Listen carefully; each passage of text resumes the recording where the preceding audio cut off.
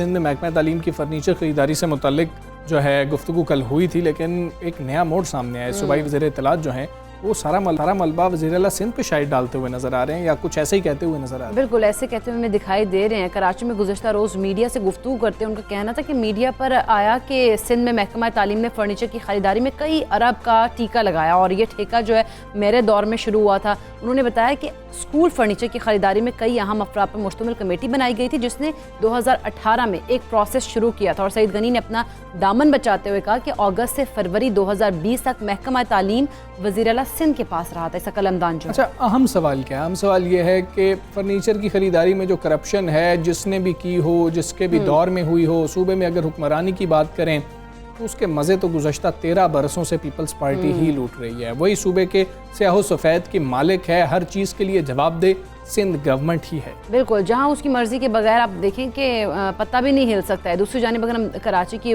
देखें हालत ज़ार, तो वो भी सबके सामने, और शहरी जो हैं वो पानी, बिजली, ट्रांसपोर्ट और दूसरी जो बेसिक उनकी नीड्स हैं उनको ही वो पूरी नहीं हो रही, उन चीज़ों को ही वो तरस रहे हैं, और वही उनका जो है ना मसला वो एक ख़त्म नहीं हो रहा है। अच्छा, सईद गनी साहब ने कहा क्या था, आपको पहले वो सुना दे।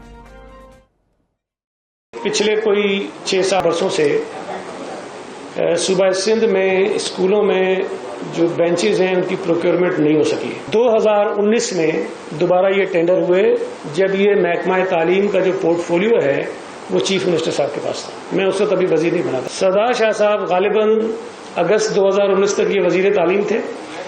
अगस्त से लेके फरवरी 2020 तक जो महकमा तालीम है वो चीफ मिनिस्टर साहब के पास था, और मैं मिनिस्टर बना था फरवरी 2020 में। अगर तो किसी के पास कोई सबूत है कि जी मैंने किसी मनपसंद कहा, मनपसंद ठेकेदार, कोई मनपसंद ठेकेदार बताएं कि ये मनपसंद है, मेरा रिश्तेदार है, सबूत है आपके पास, बिल्कुल मुझे सजा मिलनी चाहिए उसकी। बात करेंगे पाकिस्तान तहरीक इंसाफ के रहनुमा फिरदौस शमीम नकवी साहब हमारे साथ मौजूद हैं। नकवी साहब अस्सलाम वालेकुम, गुड मॉर्निंग सर। सर, बच्चे जिन डेस्क पे बैठ के तालीम हासिल करते हैं, हम उनको सबक पढ़ा रहे होते हैं सदाकत का, अमानत का, तो वही डेस्क जो है महंगे ख़रीद लिए गए हैं। फिर अब ये बहस शुरू कर दी जाए कि किसका दौर था, किसका दौर नहीं था। क्या ज़िम्मेदारी पूरी सिंध हुकूमत पे जो है नहीं होती है आयत के पूरी सिंध हुकूमत को ये ख्याल करना चाहिए, नीचे जो भी स्याह सफ़ेद हो रहा है जवाब तो उन्होंने देना है। असल में पहली चीज़ जिस शेर से आपने शुरू किया था उसका अगला मिसरा भी कहते थे, तो आपको पता चल जाता है कि हमने अपने इन बच्चों से किसी कौम की इमामत का काम नहीं किया। बात यह है कि सईद गनी साहब के स्टेटमेंट के 2 हिस्से, एक हिस्से पे तो आप तवज्जो दे रहे, जरा दूसरे पे भी तवज्जो कर ले। 10 साल से हमने डेस्क ही नहीं ऑर्डर किए। डेस्क ऐसी मजबूत चीज होती है जिनकी जिंदगी हजारों साल होती है, और हजारों साल नरगिस अपनी बेदूरी पे रोती है। क्या किया जाए? ये 10 साल से डेस्टिनी ऑर्डर किए। 20 लाख बच्चा जो है फर्श पे बैठ के पढ़ता है सिंध में, 20 लाख। और जब फर्नीचर ऑर्डर करते हैं तो वो टोपी एक दूसरे पे पहनाने की कोशिश कर रहे हैं। कमाल की बात नहीं है। बात ये है कि आपको 10 रुपये जाते हैं तो आप आसमान एक कर देते हैं। अरे आप भी कभी बाजार जाके पूछते थे कि 6,000 की चीज 30,000 में कैसे मिल रही है, उसका नहीं पता चलता। मैं एक चीज और आपसे कहूँ कि ये सुजुकी गाड़ी ले लो मर्सिडीज के नाम में, सही गाड़ी को मर्सिडीज में नहीं नजर आता। अजीब लोग। बिल्कुल नकवी साहब, लेकिन अब ये जो सूरत हाल है, जैसे ट्रांसपेरेंसी इंटरनेशनल ने तो इसको हाईलाइट की है, अब ऑपोजिशन क्या इस हवाले से करेगी? क्या ऑपोजिशन इस चीज को आगे लेकर चलेगी, अदालत में लेके जाएगी ये मामले को? तो अब देखिए, मैं इसके हमारा काम चीजों को उजागर करना है। इदारे मौजूद, इदारों को खुद रिएक्ट करना होगा। हम कितने केसेस करेंगे? वकील मुफ्त में नहीं आता बीबी, और ये कोई हमारे लिए मुफ्त में काम नहीं करते, उनका भी वक्त है, उनको भी अपने बच्चे पालते होते। हमारा काम कौम के सामने हकाइक है, हमने साबित कर दिया है, बार बार साबित कर रहे हैं। मुराद अली शाह चोर, नालायक भी है, चोर भी है। इससे के क्या किया है? सिंध बैंक को तबाह कर दिया। 100 करोड़ का टीका लगवाया था सिर्फ एक थक्का शुगर मिल को लोन देने में। GIT पढ़ लीजिए, उसके सारे कारनामे आपको नजर आ जाएंगे, फरियाल तालपुर के नजर आ जाएंगे, जरदारी लीग के चीफ, मुल्क पर भारी सबसे बड़ी बीमारी आसिफ जरदारी के कारनामे नजर आते हैं। ठीक है। अच्छा, जब ऊपर से कहते हैं ना fish rots from the top. जी ठीक है नकवी साहब, मामला आपने जो पहले गुफ्तगू की थी कि बेंच तो साल साल चलते हैं, अभी भी अगर हम अपने जहाँ से जिन कॉलेज से हम पढ़ के निकले, यूनिवर्सिटी से हम पढ़ के निकले, उन बेंचेस को जाके जब उन कमरों में दाखिल होते हैं तो वो अपने बेंच ढूंढते हैं कि हम कहाँ पर बैठते थे, और वो हमें मिल भी जाते हैं, अभी भी मिल जाते हैं, स्कूल में भी मिल जाते हैं इवन। ये आपकी बात दुरुस्त है, लेकिन आप कह रहे हैं कि वकील मुफ्त में नहीं आता। ऑपोजिशन चले सड़कों पर तो आ सकती है, ऑपोजिशन और तो कुछ कर सकती है। ऑपोजिशन क्या करे अगर यही सोचती रह जाएगी हर ऑपोजिशन के जी के वकील भी मुफ्त में नहीं आते हैं, खर्चा भी होता है, तो फिर तो हुकूमतें 5-5 साल पूरी करते रहेंगे, हम उनको रोकेंगे कैसे ये काम करने से? जी हलीमा, आप देखिए हलीम अली शेख साहब ने क्या किया, बाजार गए, सारे डेस्क ले आए, असेंबली में रख दिया, मीडिया के सामने ले आए, सारी दुनिया ने देख लिया। अब ये हुकूमत वक्त का है कि वो अगर उनकी चोर की दाढ़ी में तिनका नहीं होता, फटाफट जवाब आता कि इसके शीशम की लकड़ी और मेरी शीशम की लकड़ी में ये फर्क है, मेरे स्टील के गेज में इतना फर्क है, हम टेंडर का प्रोसेस इतना था। जब वो खुलेगा, मैं आपको बताऊं मेरे दोस्तों कि आज की दुनिया में कोई इतना बेवकूफ नहीं है कि अपने सगे भाई को जो है वो ठेका डायरेक्ट दिलाता है। पहले फ्रंटमैन क्रिएट होता है, फ्रंटमैन से पहले से बात तय हुई है कि मेरे भाई से तू बनवाएगा, तेरे 200 रुपए बीच में। पीछे किस किस कारखाने में बने, कहाँ हुए, या तो वो 200 रुपए वाला कजन होगा जिधर 50-50 हो रहा होगा, ठीक है, लेकिन ये सब जेबें भरने का टीका है। तो ऐसा लगता है आजकल लोग चोरी, वो देखिए चोर उस वक्त कहलाता है जब चोर पकड़ा जाए, लेकिन अल्लाह ने एक असूल और भी बताया, और वो भी दुनिया को मद्देनजर रखना चाहिए। हमें पता है जब सूरज को देखते हैं, चांद को देखते हैं, समंदर को देखते हैं, पहाड़ को देखते हैं, जो मखलूक है उसको देखते हैं, तो अंदाजा हो जाता है कि इस दुनिया में कोई खुदा है। तो जब आप हालात ऐसे देखते हैं पूरे सूबे सिंध के, तो आपको ये अंदाजा हो जाता है इस सूबे के ऊपर कुछ चोर बैठे। अच्छा नकवी साहब, जिस तरह से अब एक तो ये मामला ये जो हमने देखा है, हमने डिस्कस भी किया डेस्क वाला, ये करप्शन तो सिंध हुकूमत की हमारे सामने आई है, और एक और ऑडिटर जनरल की रिपोर्ट में भी सिंध हुकूमत की जानिब से 163 अरब की माली बेज़ाब्ती सामने आई है। इस हवाले से आपके पास कोई इन्फॉर्मेशन है? जी देखिए, मैंने इसके ऊपर पूरी प्रेस कॉन्फ्रेंस की थी, ये इशू भी मैंने उठाया था। 231 अरब रुपए के पेंशन के फंड्स में चोरी हुई। ये ऑडिटर जनरल की रिपोर्ट है। हैदराबाद और दादू के एरिया में हुआ है। दादू वो एरिया है जो चीफ मिनिस्टर साहब का अपना एरिया है, उसमें जो लोग मुलव्विस हैं वो उनके साथ करीबी ताल्लुक रखते हैं, और 230 अरब का है जिसका जवाब आज ये ऑडिट रिपोर्ट को निकले हुए 2 साल हो रहे हैं और अभी तक उसको नहीं दी गई।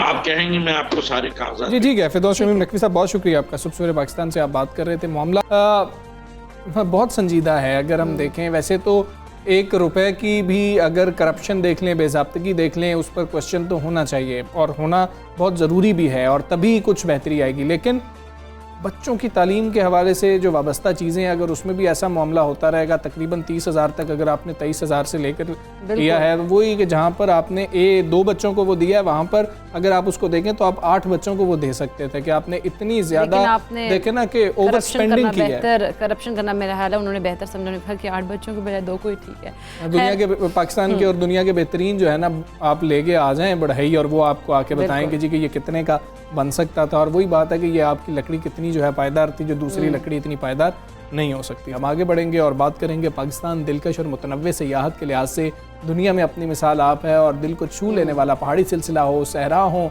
खूबसूरत साहिल हो, आबशारें हों, तारीखी और मजहबी असासों की बात की जाए तो हसीन इम्तजाज का जो है पाकिस्तान अक्कास। बेशक हमारा मुल्क बहुत ही खूबसूरत है हमजा, और मुल्क की सयाहत की अगर बात करें तो सनत मईशत को फ़रोग देने और रोज़गार के मौके पैदा करने की बड़ी सलाहियत भी रखती है, मगर हमें ये नहीं भूलना चाहिए कि इसके साथ साथ बहुत से चैलेंजेस भी हैं जो सनत के फ़रोग में रुकावटों का बायस बनते हैं, जैसे मुनासिब इंफ्रास्ट्रक्चर का फुकदान हो गया, रोड नेटवर्क हो गया, ट्रेन ट्रैक हो गया, हवाई अड्डे हो गए, और गैस और बिजली की जो बेसिक जो सहूलियात हैं वो जिनकी दस्तियाबी होना बहुत ज़्यादा ज़रूरी है, जो कि बहुत ज़्यादा एक आप कह लें कि मसाइल भी होते हैं इन जगहों पर, जो कि इनको सही करना भी बहुत ज़रूरी है। बिल्कुल ऐसी है, पहाड़ी इलाकों तक ये तमाम सहूलतें फराहम करना बहुत मुश्किल है, ये बात हम समझते हैं, लेकिन नामुमकिन तो हरगिज़ नहीं है। इसके अलावा गुज़श्ता चंद दहाइयों से पाकिस्तान में सिक्योरिटी की जो ख़राब सूरत हाल रही है और सयाहत की हौसला शिकनी हुई थी, अब अल्हम्दुलिल्लाह हालात बहुत बेहतर हैं और हम देख रहे हैं कि सेफ़ हैं हमारे इलाके। और ज़्यादातर सियाहती मकामात को देखा जाए तो वहाँ पर दूसरा मसला महदूद होटल्स हैं, रिहाइश की सहूलियात की वजह से सयाह पाकिस्तान आने से हिचकिचा रहे होते हैं। कुछ ऐसे मसाइल हैं जिन पे काम करना होगा, ख़ासतौर पे वज़ीर आज़म साहब जो हैं उनका बहुत ज़्यादा फोकस रहा है, लेकिन कोरोना की वजह से कुछ मुश्किलात जो हैं वो मज़ीद दरपेश रही हैं। बिल्कुल, और हुकूमत को अब इन मसाइल के हल के लिए हर माली साल में सयाहत की सनत के लिए बजट का एक बड़ा हिस्सा जो है मुख्तस करना चाहिए और करना भी होगा। पाकिस्तान में मशहूर सयाहती मकामात के हवाले से आगाही मुहिम भी शुरू करनी जानी चाहिए ताकि लोगों को पता चल सके कि यहाँ पर ये वाली जो है जो टूरिस्ट स्पॉट्स हैं ये भी हैं मौजूद, वो यहाँ पर भी जा सकें, ना कि सिर्फ जो एक दो जो हाईलाइटेड हैं उन्हीं का रुख करें। बिल्कुल ऐसी हम बात करेंगे। MD PTDC आफ्ताबुर रहमान राना साथ मौजूद है। राना साहब अस्सलाम वालेकुम, गुड मॉर्निंग। राना साहब आपसे बातचीत होती रहती है, जो इक़दामात किए जा रहे हैं। आज हम कुछ चैलेंजेस पे बात करना चाहेंगे कि चैलेंजेस अभी भी क्या हमें दरपेश हैं। ठीक है, चीज़ें बहुत मुश्किल होती हैं लेकिन नामुमकिन नहीं होती हैं, लेकिन हमें किन चैलेंजेस का सामना है और कोरोना की वजह से हम उनको अभी तक शायद एड्रेस नहीं कर सके होंगे। जी बहुत शुक्रिया इस प्रोग्राम में इनवाइट करने का।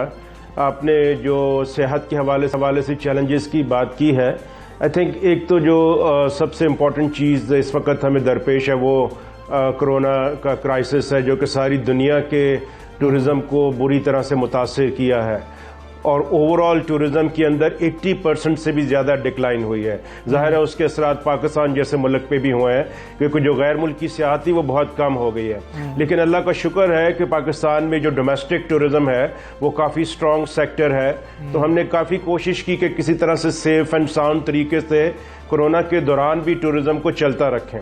तो उसको तो हमने चैलेंज को मीट करने के लिए किसी हद तक अपने आप को तैयारी करके इस काबिल बनाया कि सियाहत का पहिया मुल्क में चलता रहे। लेकिन दो चीज़ें ऐसी हैं जिन पे अभी भी हमें मज़ीद काम करना है। एक तो इंफ्रास्ट्रक्चर की बेहतरी है। जब तक आपके मुल्क में अच्छा क्वालिटी स्टैंडर्ड का इंफ्रास्ट्रक्चर नहीं होगा आप सियाहत को फ़रोग नहीं दे सकते। तो उसके लिए हुकूमत अभी ये कर रही है कि ज़्यादा से ज़्यादा ऐसी पॉलिसीज़ और प्लान्स बनाए जा रहे हैं कि प्राइवेट सेक्टर को इनकरेज किया जाए कि वो आगे बढ़े और टूरिज़म सेक्टर में इन्वेस्टमेंट करें। और दूसरा जो एक अहम चैलेंज अभी तक रहा है वो ये है कि किस तरह से हम जो गैर मुल्की सयाह हैं उनका कॉन्फिडेंस गेन कर सकें दोबारा से, क्योंकि आपको पता 9/11 के बाद से जो फॉरेन टूरिज़म है वो बिल्कुल कम हो गया था और अभी तक कम है। तो उसको बेहतर करने के लिए पाकिस्तान का जो टूरिज़म का इमेज है एक पूरी कैंपेन इस वक्त डिज़ाइन की जा रही है जिसको पाकिस्तान टूरिज़म ब्रांड कैंपेन कहते हैं, और वो बहुत जल्दी प्राइम मिनिस्टर खुद लॉन्च करने वाले हैं अभी, क्योंकि कोरोना के हालात इतने अच्छे नहीं हैं कि फौरी तौर पे उसको लॉन्च करें। तो वो उससे हम उम्मीद करते हैं कि बहुत सारा फॉरेन टूरिज़म बढ़ेगा और फॉरेन टूरिज़म के आने से ऑब्वियसली जब डिमांड इंक्रीज़ होती है तो प्राइवेट सेक्टर भी इंकरेज होगा ज़्यादा इन्वेस्टमेंट के लिए। तीसरा हम ये देख रहे हैं कि जो गवर्नमेंट अभी तक ज़्यादातर इन्वॉल्व थी सयाहों को खुद से फैसिलिटेट करने के लिए, अभी गवर्नमेंट प्राइवेट सेक्टर को आगे लाना चाह रही है, एक उनके लिए इनेबलिंग एनवायरनमेंट कि वो इन्वेस्टमेंट करें। तो जितने सरकारी रेस्ट हाउसेज हैं और PTDC के मोटल्स हैं उनको एक मरहलावार पॉलिसी के तहत अभी प्राइवेटाइज किया जा रहा है। अभी हाल ही में हमने एड रिलीज़ किया है कि जो पहले मरहले में गिलगित बल्तिस्तान में जितने मोटल्स हैं उनको प्राइवेटाइज करेंगे ताकि वो उनके स्टैंडर्ड्स भी अच्छे हों और प्राइवेट पार्टीज आएँ उनको इन्वेस्टमेंट करके मजीद अच्छी सहूलतें वहाँ पे फ्राहम करें। तो इस तरह से काफ़ी सारी और चीज़ें भी हैं। ये बता दीजिएगा जिनके ऊपर काम हो रहा है। कोविड की वजह से कुछ प्लान्स जो हैं वो उनको आप लोगों ने थोड़ा उसको आप कह ली कि डिले कर दिया है, आप नहीं समझते? क्योंकि जिस तरह से हम भी बातचीत करते हैं, डॉक्टर से भी हमारी बातचीत होती है तो वो कहते हैं कि 2024 तक ही उससे भी आगे तक जा सकता है कोविड। तो इस दौरान हम सयाहत का जो पहलू है इसको हम इग्नोर नहीं कर सकते। आप नहीं समझते क्या कुछ ऐसा प्लान करना हो, कुछ हुकूमत को भी ऐसे इकदाम उठाने होंगे कि कोविड के साथ साथ ही इस जो सयाहत है इसको लेकर अच्छे तरीके से चला जाए? जी बिल्कुल, आपकी बात दुरुस्त है। हम इसी तरह काम कर रहे हैं। हमने ये किया है कि हमने जो फॉरेन टूरिज्म को अट्रैक्ट करने के लिए जो कैंपेन थी उसको सिर्फ डिले किया है, क्योंकि हमें पता है अभी एयरलाइंस और आपको पता है जो रिस्ट्रिक्शंस हैं, फॉरेन टूरिस्ट अभी आ भी नहीं सकते। लेकिन हमारा भी भरपूर फोकस है डोमेस्टिक टूरिज्म के ऊपर और हम हर एरियाज में उसको फैसिलिटेट कर रहे हैं। आपने देखा होगा इस साल भी बड़ी तादाद में जो सयाह हैं वो गिलगित बल्तिस्तान, आज़ाद कश्मीर और KPK के इलाकों में गए हैं और टूरिज्म की इंडस्ट्री चलती रही है माशाल्लाह। कोई 2 मिलियन से ज़्यादा लोगों का डायरेक्टली रोज़गार इससे वाबस्ता है। हुकूमत नहीं चाहती कि लोगों को बेरोज़गार कर दिया जाए। तो हमने अभी जो हमारी स्ट्रेटजी है कोविड के दौरान में वो ये है कि एक तो वो चीज़ें जो हमें करनी है अगले 1-2 सालों में उसकी मनसूबाबंदी के ऊपर भरपूर तवज्जो दी जाए। और इस वक्त तमाम सूबे अपने अपने इलाकों में नए टूरिज्म जोन डेवलप करने के ऊपर काम कर रहे हैं। तो होमवर्क पे बहुत सारा काम हो रहा है। नई स्ट्रेटजी इसी दौरान में हमने बनाई है जो कि अगले 10 साल का मनसूबाबंदी है टूरिज्म के लिए। इसी तरह जो ख़ास तौर के ऊपर डोमेस्टिक टूरिस्ट, आपको पता है बहुत फ्लो बढ़ गया है बहुत सारे इलाकों में। तो नई जगहों को ओपन करने के लिए, नई डेस्टिनेशन को ओपन करने के लिए मास्टर प्लानिंग हो रही है। तो काफ़ी सारा काम हम इस कोविड के दौरान भी कर रहे हैं। ये नहीं है कि टूरिज्म को बिल्कुल बंद कर दें और डोमेस्टिक को आगे लेके बढ़े इस दौरान में। जैसे ही हालात अच्छे होंगे फॉरेन टूरिज्म एकदम से हम उसको ओपन करेंगे। ठीक है राना साहब, एक और चीज़ है, वो मसला तो है जो टूरिस्ट जाते हैं, अगर हम डोमेस्टिक खास तौर पे देख लें उन लोगों को, अब मसला भी एक ऐसा है कि वो लोग वहाँ पर जाते हैं, डिमांड एंड सप्लाई का भी मामला हो रहा होता है कि वही रूम जो आपको 2000 में मिल जाता है वो आपको 15,000 में भी नहीं मिल रहा होता है। अब एक शख्स की प्राइवेट प्रॉपर्टी है, चलिए ये तो उसकी मर्जी है कि वो जितना मर्जी रेट जो है सीज़न के अंदर ऊपर कर दे, लेकिन कुछ ऐसा ऑल्टरनेटिव होना नहीं चाहिए कि लोगों को इतना ज़्यादा मतलब ट्रैवल करके वहाँ पर जा तो रहे हैं लेकिन मुंह मांगे दामों उनको कमरे लेने पड़ रहे होते हैं, फैमिलीज़ के साथ वहाँ पर रुकना पड़ रहा होता है। ये कितना बड़ा मसला है वहाँ पर? जी बिल्कुल, ये एक इशू है अभी तक, क्योंकि ये एक रेगुलेटरी मैकेनिज्म का हिस्सा है कि आप प्राइस को भी कंट्रोल करें और क्वालिटी ऑफ सर्विसेज को भी इंश्योर करें कि सियाहों को मिले। तो उसके लिए भी गवर्नमेंट ने सूबों के साथ मशावरत की है और एक national minimum standard of quality of services तय किया है और उसी के अंदर एक प्राइस मैकेनिज्म भी तय किया जाएगा। तो हर सूबों में अभी एक डिपार्टमेंट ऑफ टूरिस्ट सर्विसेज है जिसको कि ये ड्यूटी दी गई है प्राइम मिनिस्टर की तरफ से कि वो तमाम बिजनेसेस को रजिस्टर करे, उनको लाइसेंस जारी करे और उनका सर्टिफिकेशन का मैकेनिज्म बनाए। तो वो जब डिफरेंट कैटेगरीज में सर्टिफाई और रजिस्टर हो जाते हैं तो उसी के हिसाब से उनका प्राइस मैकेनिज्म तय होगा और हमारी कोशिश होगी कि अगले टूरिस्ट सीजन से पहले ये काम जो है वो ऑन ग्राउंड इस्टेब्लिश हो जाए और इंशाल्लाह टूरिस्ट उससे बहुत हद तक मुस्तफीद होंगे। ठीक है राना साहब, बहुत शुक्रिया आपका। सबसे पहले पाकिस्तान से आप आ रहे थे और हम सियाहत की बात करते हैं। सियाहत से बड़ी इंडस्ट्री क्या हो सकती है, सनत क्या हो सकती है, और पाकिस्तान में इतना पोटेंशियल मौजूद है कि पाकिस्तान की मईशत को बहुत ज़्यादा सहारा मिल सकता है और मईशत बेहतरी की जानिब जो है गामजन हो सकती है सिर्फ सियाहत की वजह से। हमजा, एक और बात है कि वज़ीर-ए-आज़म इमरान खान खुद भी बहुत ज़्यादा फोकस्ड हैं इस चीज़ को लेके कि उन्होंने कहा कि पाकिस्तान क्योंकि बहुत ज़्यादा खूबसूरत है और इसमें इतनी ज़्यादा जगह हैं जो कि हम लोगों को पता ही नहीं है, तो उनको अब इसलिए इतना ज़्यादा फोकस और उस पर काम भी कर रहे हैं। बिल्कुल ऐसे ही है। तो चलें हम एक ब्रेक लेते हैं, ब्रेक के बाद वापस आते हैं। Stay with us.